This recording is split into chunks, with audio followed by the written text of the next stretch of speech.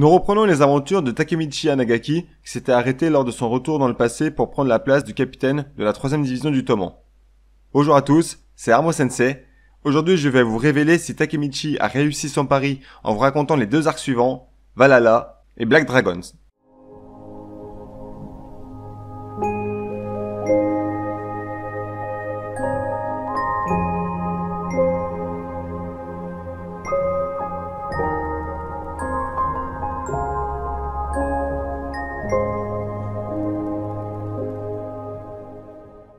À peine arrivé dans le passé qu'il est convoqué par Mikey pour la nomination du nouveau chef de la 3ème team. Une fois sur place, à la surprise générale, c'est Kisaki qui est nommé chef, ancien membre du Mobius et auteur de la mort d'Ina, Atsushi, ainsi que l'incarcération de Draken, vue dans le futur par Takemichi. Takemichi d'ailleurs ne décolère pas face à cette nomination. Il ne parvient pas à se contrôler et fonce sur Kisaki pour lui foutre une patate en pleine face. Draken ainsi que les autres chefs lui tombent dessus, ne comprenant pas ce qui lui est passé par la tête. Il se fera même tabasser par Baji, l'un des fondateurs du Toman, qui après ça annoncera son départ du gang pour aller chez l'ennemi, Valhalla, où se trouve Kazutora, un très bon pote à lui qui était également présent lors de la fondation du Toman. Après la petite scène, Takemichi se prend même le point de Kisaki. À son réveil, il se retrouve seul avec Mikey qui lui demande de ramener Baji dans le gang. Takemichi accepte à condition que Mikey vire Kisaki. Ce dernier accepte et place Takemichi dans l'équipe de Mitsuya. Le lendemain, à l'école, Kazutora vient chercher Takemichi et l'emmène au repère de son gang Valhalla. Une fois là-bas, il y trouve Baji qui détruit le portrait de son bras droit lorsqu'il était chef de la première team du Toman pour juger sa bonne foi de quitter le Toman pour Valhalla. Takemichi a été amené uniquement pour témoigner du départ de Baji du Toman lors du dernier rassemblement. Takemichi veut savoir pourquoi Baji retourne sa veste, lui qui est un membre fondateur du Toman. Baji raconte alors son passé. Mikey, qui n'avait alors à l'époque qu'un scooter, rêvait de posséder une CB250T, une moto vraiment stylée. Kazutora en trouve une dans un garage de moto et décide d'aller la voler durant la nuit, accompagné de Baji. Au moment où Baji veut sortir la moto, le proprio arrive et le reconnaît. Kazutora surgit par derrière avec une clé à molette et assène un violent coup à la tête sur le proprio. Baji hurle et se jette directement sur le proprio, car il s'agit du grand frère de Mikey, Shinichiro. Baji et Kazutora sont arrêtés par la police. Depuis, Kazutora a purgé sa peine, ce qui explique son apparition d'un seul coup au sein du manga. Shifuyu, le vice-capitaine de la première division, qui s'est fait éclater la gueule par Baji pour qu'il rentre au sein du Valhalla, explique que tout cela fait partie du plan de Baji. Il est persuadé que Baji a voulu intégrer le gang de Valhalla pour trouver des informations sur Kisaki. Lui et Takemichi vont rendre visite à Osanai, l'ancien chef de Mobius, rappelez-vous. Ce dernier explique que c'est Kisaki qui avait orchestré toute la bataille du 3 août afin de supprimer Draken pour prendre la place de numéro 2 du Toman. Il est persuadé que Kisaki est celui qui dirige Valhalla en réalité. Takemichi retourne donc dans le présent pour en savoir plus en retournant voir Draken en prison. Draken lui apprend qu'en réalité, Valhalla a été créé afin que Mikey le dirige. C'est à cause de lui si le Toman a perdu la guerre contre Valhalla. Kazutora a tué Baji et Mikey a tué Kazutora. Tout a été orchestré par Kisaki, la tête pensante dans l'ombre du Toman, qui a fait sombrer Mikey dans les ténèbres. Takemichi retourne alors dans le passé, afin d'empêcher la mort de Baji, qui provoquera la colère de Mikey. On est le 31 octobre, jour de la bataille qui a lieu à la décharge. Mikey précise toutefois que le but, autre que de terrasser Valhalla, est la récupération de Baji. Les deux camps se font face, Toman contre Valhalla. Des voyous d'autres gangs sont venus assister à la baston. Takemichi a du mal à trouver ses repères, c'est pas un combattant inné je le rappelle comme les autres membres, il est assisté par Mitsuya ainsi que Shifuyu. L'Ottoman se fait peu à peu submerger par le nombre, mais Takemichi, enfonçant dans le tas, réussit à remotiver les troupes et notamment Draken, qui, après avoir éliminé des dizaines de bolosses, s'occupe de Hanma. Mikey, lui, se bat contre Kazutora, ainsi que deux pélos qui le tiennent pour que Kazutora puisse lui asséner des coups de barre de fer en proclamant qu'il est la cause de tous ses malheurs. Mikey encaisse, puis dégage les deux pélos qu'il tenait et fout son fameux coup de pied dans la tempe de Kazutora. Après ça, Mikey s'écroule sur les genoux. Valhalla va en profiter pour en finir avec Mikey, mais il est protégé par Kisaki qui veut se donner le beau rôle du sauveur. Baji sort de sa cachette et lui fout un coup de barre de fer dans la gueule. Kazutora se relève et lui plante un coup de canif dans le dos, Takemichi l'éloigne aussi vite que possible. Baji se dépêche de monter pour en finir avec Kisaki, mais au moment où il parvient face à lui, il s'écroule dû à la perte de sang du coup de couteau qu'il a reçu plus tôt par Kazutora. Mikey se relève. Il s'avance lentement, éclate la tête d'Hanma. Il se dirige ensuite vers Kazutora, toujours en gardant son rythme calme, il se positionne au-dessus de lui et commence à lâcher toute sa colère sur lui. Personne ne sait comment réagir face à la haine de Mikey. Takemichi est désespéré, mais un homme peut tout changer. Baji se relève et dit à Mikey que ce n'est pas le coup de couteau de Kazutora qui l'a tué. Il prend le couteau de Kazutora lui-même et se le plante dans l'abdomen volontairement, afin de mettre lui-même fin à ses jours pour déculpabiliser Kazutora. Takemichi se rue sur Baji en compagnie de Shifuyu. Baji lui dit de se méfier de Kisaki. Il a réussi à entrer en tant que chef de la 3ème division du Toman en échange de faire sortir Pachin de tôle. Il lui confie le Toman, sachant qu'il peut être celui qui empêche Mikey de péter un plomb. Mikey justement est en mode incontrôlable. Il continue de tabasser Kazutora, mais cette fois c'est Takemichi qui s'interpose, en lui rappelant que Baji vient de mourir et qu'il l'a fait parce qu'il les aimait tous les deux. Kazutora ne meurt pas, il se rend à la police et purge une peine de 10 ans. Plusieurs jours après l'incident, Mitsuya, le capitaine de la 2ème division du Toman, fabrique la veste de gang pour Takemichi pour la prochaine réunion. Hanma ainsi que les membres de Valhalla rejoignent le Toman grâce à Kisaki. Baji étant mort, il n'y a plus de chef de première division. Mikey laisse le choix à Shifuyu, le vice-capitaine, de choisir le prochain capitaine. Ce dernier faisant une totale confiance à Takemichi, le nomme chef de la première team. Bilan pour Takemichi, Mikey n'a pas tué Kazutora, il n'a pas plongé dans les ténèbres, mais ombre au tableau, l'intégration d'Hanma avec Kisaki au sein du Toman, ça ne présage rien de bon. Takemichi retourne dans le futur pour voir s'il a réussi à améliorer la situation. Il se voit très bien habillé, des marques de luxe, etc., etc., puis un homme Lacoste. Takemichi ne le reconnaît pas, mais le suit. Il arrive devant un grand immeuble où ses hommes l'attendent. Bref, Takemichi se rend à l'intérieur de l'immeuble et retrouve Shifuyu. Kisaki, qui est le 2e membre le plus important du Toman, convoque Shifuyu et Takemichi. Il les drogue, puis interroge Shifuyu pour savoir s'il est la balance qui a poucave aux flics leur trafic dans différentes sociétés. Il avoue, mais assure que Takemichi n'est au courant de rien. Kisaki tue Shifuyu d'une balle à la tête. C'est au tour de Takemichi d'être dans le viseur du flingue de Kisaki. Mais la lumière s'éteint subitement. Quelqu'un est venu sauver Takemichi. Une fois dehors, il s'aperçoit qu'il s'agit de Kazutora, qui à la base était venu sauver Shifuyu. Kazutora amène Takemichi à Naoto, qui était en coopération secrète avec Shifuyu pour tenter de coincer Kisaki, mais ce dernier a réussi à le tuer avant qu'il ne se fasse coincer. Naoto arrête Takemichi pour avoir donné l'ordre de tuer Ina, sa sœur, sous manipulation de Kisaki. Une fois en interrogatoire, Naoto explique tout en détail à Takemichi. Le pauvre il est dévasté, à chaque fois qu'il revient dans le présent, c'est la merde. Naoto lui fait comprendre qu'il n'a pas le temps de réfléchir, il va être transféré dans une autre prison, alors Takemichi serre la main à Naoto pour repartir dans le passé afin d'essayer une nouvelle fois de sauver Ina.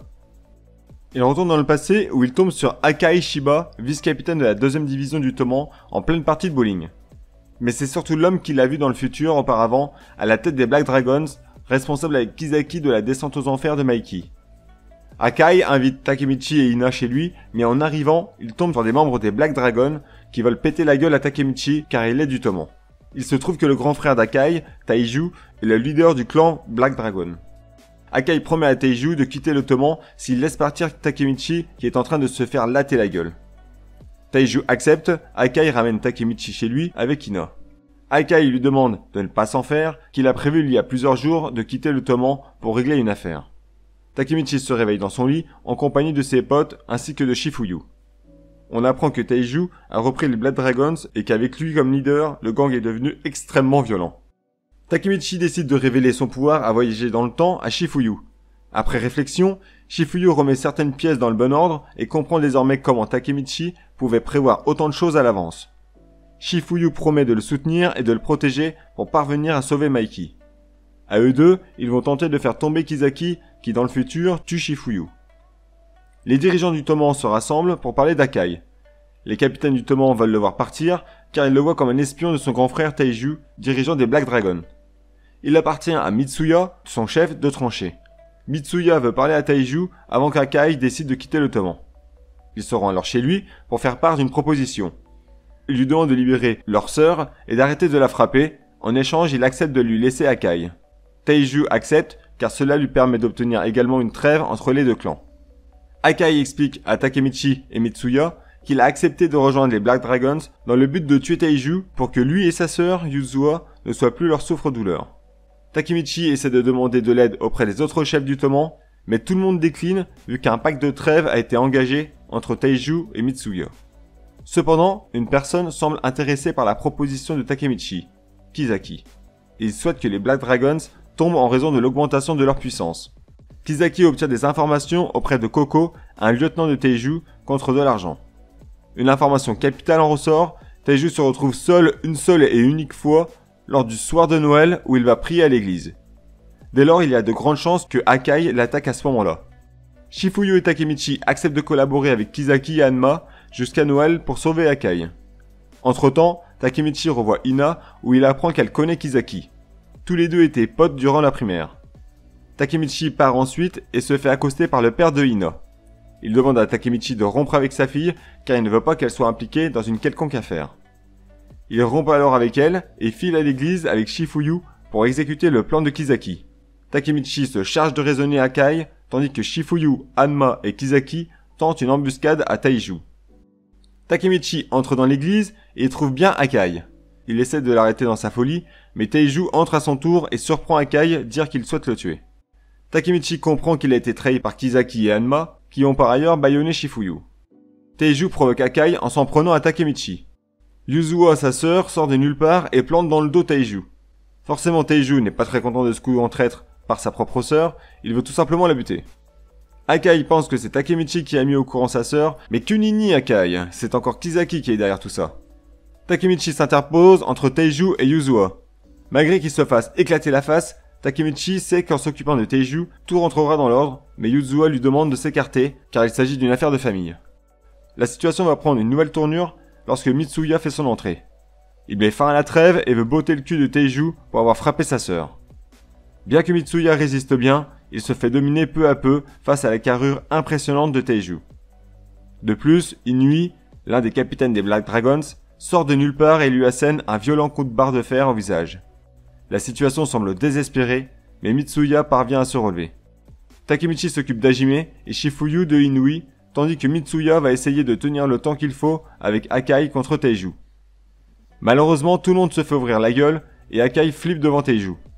Takemichi, étant le seul à pouvoir se battre, part en 1v1 contre Taiju et compte bien le battre. Face à sa ténacité et son exploit de mettre un genou à terre à Taiju, Mitsuya, Shifuyu et même Akai se relèvent. Akai en a gros sur la patate, alors il déballe un lourd secret. Depuis gamin, ça a toujours été Yuzua qui le protégeait et non l'inverse. Akai a toujours eu peur de son grand frère, Taiju, alors Yuzua encaissait les coups destinés à Akai afin de le protéger. Takemichi s'en moque, ce qui compte pour lui, c'est d'aider un membre du Tomon en galère. Akai l'en remercie et décide de combattre Taiju. Il tient les premiers échanges, mais très vite, il se fait mettre au sol devant la puissance de son grand frère. Tout le monde semble à bout, ayant dépassé leurs limites, quand le bruit de la CB250T de Mikey se fait entendre. Il entre dans l'église et souhaite un joyeux Noël à tout le monde. Taiju s'approche de lui et le met à terre d'un violent coup de poing en pleine face. Mikey se relève, la lèvre en sang, puis une fois l'horloge de l'église eut fini de sonner minuit, Mikey décroche un coup de pied si rapide que même Taiju n'a rien pu faire. Il se relève tout de même et demande à tous ses hommes de les encercler et de les buter, mais Draken s'est occupé de faire le ménage pendant que Mikey donnait une correction à Taiju. C'est la fin des Black Dragons, tout le monde rentre chez soi, et Mikey amène Takemichi devant Ina. Ce dernier s'effondre en larmes en s'excusant de l'avoir larguée et jure de la protéger quoi qu'il arrive. Ina est au courant que son père lui a demandé de la quitter car il est un voyou, elle accepte son pardon. La nouvelle année est arrivée et une réunion du Tomon a lieu. Mikey annonce le retour d'Akai au sein du Tomon. De plus, Inui et Koko des Black Dragons entrent au sein du Tomon dans la première division sous les ordres de Takemichi. Mikey annonce également le renvoi de Kisaki pour avoir incité Yuzua de tuer son frère en lui donnant un couteau et en piégeant Takemichi et Shifuyu. Hanma menace Mikey de partir du Tomon également avec tous les anciens membres de Mobius et de Valhalla. Mikey reste sur sa décision, c'est une victoire totale pour Takemichi et Shifuyu. Kisaki est enfin expulsé du Tomon. Quelques jours plus tard, Mikey et Draken offrent une moto à Takemichi, une CB250T, la même que Mikey. Après ça, Takemichi fait ses adieux à Shifuyu, car maintenant que sa mission de sauver Taiju et de virer Kisaki du Tomon est accomplie, il peut retourner dans le futur. De retour dans son présent, Takemichi est tout vêtu de noir, présent aux funérailles de quelqu'un. Luna et Mana, deux prénoms qu'il semble connaître, mais ne s'en souvient pas avant de voir la photo du défunt, Mitsuya. Il retrouve Naoto qui lui apprend que l'ensemble des membres importants du Tomon ont été tués. Le principal suspect de ces meurtres est Mikey. même Ina est morte dans ce futur-là également. Takemichi et Naoto essaient d'élucider tout ça, puis Takemichi tombe sur une enveloppe posée sur son bureau. À l'intérieur, il y trouve une photo regroupant les capitaines du Toman avec un message demandant de venir à une certaine adresse. Takemichi s'y rend et finit par tomber sur Maiki. Ce dernier avoue avoir tué tous les anciens capitaines du Toman.